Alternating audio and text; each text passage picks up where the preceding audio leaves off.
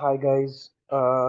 Guys आज हम थोड़ा सा ट्रांजैक्शन के बारे में पढ़ेंगे। डेटाबेस में एक इम्पॉर्टेंट टर्म यूज होता है ट्रांजैक्शंस का ना। ट्रांजैक्शंस बेसिकली जब आप कोई क्यूरीज लिखते हैं डेटाबेस में, तो वो क्यूरी अगर सक्सेसफुल रन हो जाती है तो वो जाके सेव हो जाती है डेटा, ठीक है। लेकिन अगर कोई क्यूरी सक्सेसफुली रन नहीं होती due to any reason, like database में कोई मसला हो जाता है, इलेक्ट्रिसिटी फेल्यूर हो जाता है, वायरस की वजह से या किसी भी वजह से अगर उसमें कोई फेल्यूर हो जाता है, तो वो क्यूरी जो है वो अंडू हो जानी चाहिए, ठीक है। जिसका एग्जांपल अगर मैं आपको दूं, आप एटीएम में गए, आपने अपना कार्ड इंसर्ट किया, आपने अपने पैसे निकाले अकाउंट से, आपने अमाउंट लिखा और विथड्रॉ किए कुछ पैसे, लेकिन एटीएम ने पैसे काउंट किए, लेकिन due to some hardware error या इंटरनेट एरर या व्हाटएवर पैसे नहीं निकले और आपका कार्ड वापस आ गया और लिखा आ गया कि transaction could not be completed. तो इन दैट केस आप क्या एक्सपेक्ट करते हैं? आप यही सोचेंगे कि यार मेरे अकाउंट से पैसे कट गए और मुझे पैसे मिले भी नहीं। लेकिन सिस्टम ऑटोमेटिकली क्या करता है, वो ट्रांजैक्शन जो है वो ऑटोमेटिकली रिवर्ट हो जाती है और आप पैसे आपके अकाउंट में वापस आ जाते हैं। तो ये सारा काम जो है ना, ये आप रिकवरी, इसमें इस चीज को रिकवरी कहते हैं, और ये ऑटोमेटिकली होता है with the help of transactions. Database में ट्रांजेक्शंस एक छोटा सा टर्म है जो हम डेटाबेस में दो ऑपरेशंस के अंदर इसमें यूज करते हैं ट्रांजेक्शन के अंदर। एक ऑपरेशन है वो है कमिट, और दूसरा है रोल बैक। कमिट ऑपरेशन तब होगा जब आपकी डेटा सक्सेसफुली एग्जीक्यूट हो गई, आपकी क्यूरी चल गई, डेटाबेस में सेव हो गया डेटा, तो कमिट के थ्रू वो परमानेंटली सेव हो जाएगा हमेशा के लिए। लेकिन अगर data due to any reason query नहीं चल सकी, क्यूरी में कोई एरर आ गया, कोई फेल्यूर आ गया, या कोई गलती हो गई, कोई हार्डवेयर का फेल्यूर हो गया, तो वो क्यूरी वापस अंडू करनी है अगर कि वो एक सेव ना हो डेटाबेस में, तो आप उसको रोल बैक कहते हैं, ठीक है। तो मैं आपको थोड़ा सा आज दिखाता हूँ कि आप किस तरह से इसको अंडू को, रोल बैक को और कमिट को यूज कर सकते हैं। माइस्क्यूएल में या ओरेकल के अंदर किस तरह यूज करेंगे। लिखने का तरीका तरीका थोड़ा सा डिफरेंट हो सकता है, बाकी पर्पस दोनों का सेम होगा। तो मैं एसक्यूएल यॉग जो है वो स्टार्ट करता हूँ अपने पास, और इसमें मैं आपको थोड़ा सा एग्जांपल एक छोटा सा दिखाता हूँ। ये मैंने कनेक्ट किया इसमें, और इसमें ये डेटाबेस है मेरे पास एक बैंकिंग का।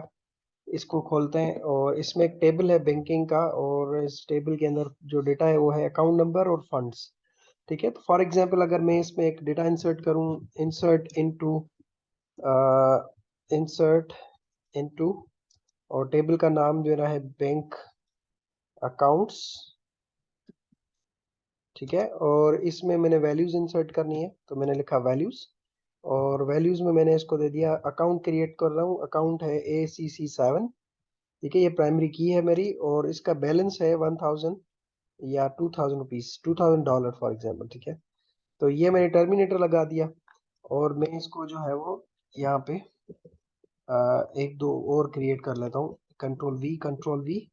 और ये अकाउंट नंबर 8 और ये अकाउंट नंबर 9, ठीक है। तीन मैंने इसमें अकाउंट क्रिएट किए, इसमें 3000 बैलेंस है, इसमें 4000 बैलेंस है, और अगर इन तीनों को मैं एग्जीक्यूट करूँ, मैंने ये सिलेक्ट किया और रन के ऊपर क्लिक किया, तो ये तीनों रोज एग्जीक्यूट हो गई, ठीक है। अब अगर आप टेबल डेटा पे जाएं और यहाँ पे जाकर रिफ्रेश करें, तो ये देखें, ये आ गए 7, 8 और 9, तीनों का डेटा आ गया है। इसमें 2000 बैलेंस है, इसमें 4000 और इसमें 3000 बैलेंस। अब ड्यू टू एनी रीजन, किसी भी वजह से कोई फेल्यूर हो गया है, कोई हार्डवेयर का फेल्यूर हो गया, इंटरनेट का फेल्यूर हो गया, डेटा सही से एग्जीक्यूट नहीं हो सका, तो आप क्या करेंगे, आप इसको अंडू कर सकते हैं। तो आप लिखेंगे रोल बैक, ठीक है। और इसको अगर आप सेलेक्ट करें, रोल बैक कमांड को टर्मिनेटर लगा दें, और इसको अगर सेलेक्ट करके आप रन करवा दें और वापस टेबल डेटा पे जाके रिफ्रेश करें, ठीक है, तो ये रोल बैक हो जाता है नॉर्मली। आप अभी इसमें जो है वो कमिट हो चुका है, क्योंकि मैंने इसमें ऑटो कमिट स्टार्ट किया हुआ है। तो आप इसको ऐसा करें कि ऑटो कमिट जो है वो बंद कर दें। तो लिखें set auto commit equals to 0, ठीक है। इसका मतलब कि डेटा ऑटोमेटिकली सेव नहीं होगी जब तक कि मैं उसको सेव करने के लिए ना बोलूं।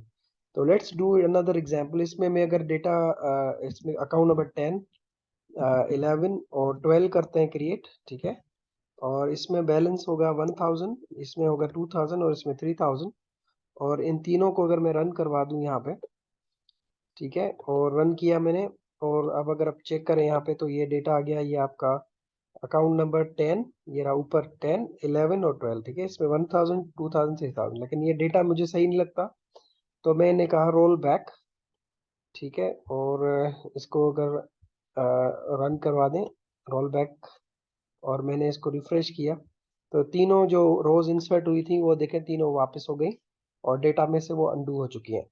ठीक है, ये सेट कमिट का मतलब होगा ऑटोमेटिकली सेव नहीं करेगा डेटा। अब अगर आप इसको परमानेंटली सेव करना चाहते हैं, जो डेटा इंसर्ट हुआ है इसको हमेशा के लिए, अब आप इसको चाहते हैं कि ये सही डेटा है और परमानेंटली मेरे पास सेव हो जाए, टेम्पररी ना सेट हो, तो आप इसको रोल बैक की जगह पे यहाँ पे लिख दें कमिट। ठीक है, कमिट लगा दें और इसके साथ अगर आप ये एग्जीक्यूट कर दें कमिट की कमांड, तो अब ये डेटा हमेशा के लिए परमानेंट हो जाएगा और ये डेटाबेस में सेव हो जाएगा। अगर अब आप रोल बैक करने की कोशिश भी करेंगे तो ये रोल बैक नहीं हो सकेगा, क्योंकि डेटा आपने खुद इसमें सेव किया था परमानेंटली। ठीक है, तो ट्रांजेक्शन के लिए हम यहाँ लिखते हैं स्टार्ट ट्रांजेक्शन। ठीक है, और ट्रांजेक्शन के बाद जो है हम लोग क्या करते हैं, यहाँ टर्मिनेट लगाते हैं और ये इस तरह से क्यूरीज उसके अंदर लिखते हैं और इनको रन करवाते हैं। अगर क्यूरी सही एग्जीक्यूट हो जाती है तो कमिट हो जाता है, लेकिन अगर कोई एरर आ जाता है तो फिर हम प्रोग्रामिंग के थ्रू उसको रोल बैक भी करवा देते हैं। बस इसमें इस चीज का ख्याल रखिएगा कि इसको सेट ऑटो कमिट 0 कर देना, ताकि ऑटोमेटिकली डेटा सेव ना हो। अगर ऑटोमेटिक आपने इसको सेट कमिट पे रखा हुआ होगा तो फिर ये ऑटोमेटिकली जो भी चेंजेस हो जाएंगी वो परमानेंटली सेव हो जाएंगी, जो आपसे पूछेगा नहीं। तो मैं ये नहीं चाहता कि ऑटो सेव हो, मैं जब इसको कहूँ कमिट तो कमिट करे, जब कहूँ नॉट रोल बैक तो रोल बैक करे, तो इसलिए मैं इसको ऑटो पे नहीं रखता।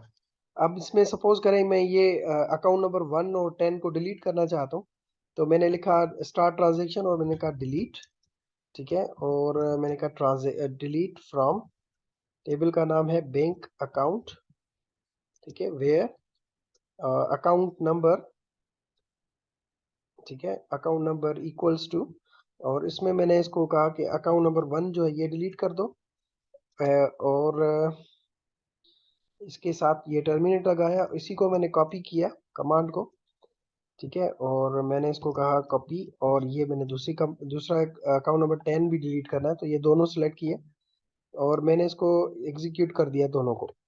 ठीक है, तो ये does not exist bank account, accounts है टेबल का नाम, सॉरी, बैंक अकाउंट्स। ठीक है, अब इसको दोबारा रन करते हैं। सो नाउ अगर इसको आप रन करेंगे तो ये देखें दो दो रोज जो है वो डिलीट कर दी हैं आपने, एक 1 वाली दूसरी 10 वाली। तो ये देखें दोनों रोज ऊपर जो रखी हुई थी, ये दोनों both of those rows are deleted now.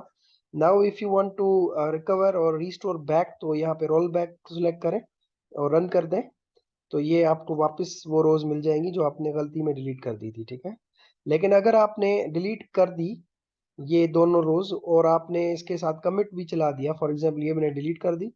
ठीक है, अब देखें ये रो डिलीट हो चुकी है और मैंने कहा कमिट, कमिट करने से ये परमानेंटली सेव हो जाएंगी। ठीक है, और ये दोबारा रिस्टोर नहीं हो सकेंगी। अब अगर इसको मैं रोल बैक कर भी दूं तो ये मुझे वापस डेटा नहीं ला के देगा, बिकॉज आपने उसको परमानेंटली सेव कर दिया है। ठीक है, तो ये एडवांटेज होता है ट्रांजेक्शन का, कि ट्रांजेक्शन आपके कहने के ऊपर चेंजेस परमानेंट करती है और आपके कहने के ऊपर ही वो रोल बैक भी हो जाती है। तो ये सॉफ्ट क्रैशेस से आपको बचाती है। डेटा अगर मिस्टेकली गलत इंसर्ट हो जाए, गलत डिलीट हो जाए, गलत अपडेट हो जाए, तो हम उसको वापस अनडू करते हैं with the help of transactions. ठीक है, और ट्रांजेक्शन को बनाते कैसे हैं, आप सिंपली बस लिखते हैं स्टार्ट ट्रांजेक्शन, उसके बाद क्यूरीज लिखते हैं और आखिर में कमिट करवाना हो तो कमिट कर देते हैं, रोल बैक करवाना हो तो रोल बैक कर देते हैं। ठीक है, इसको आप थोड़ा सा देखिएगा, अगर इसमें कोई क्वेश्चंस हैं तो you can discuss with me. ठीक है, और फिर नेक्स्ट इसको अगेन नेक्स्ट क्लास में डिस्कस करेंगे। Thank you.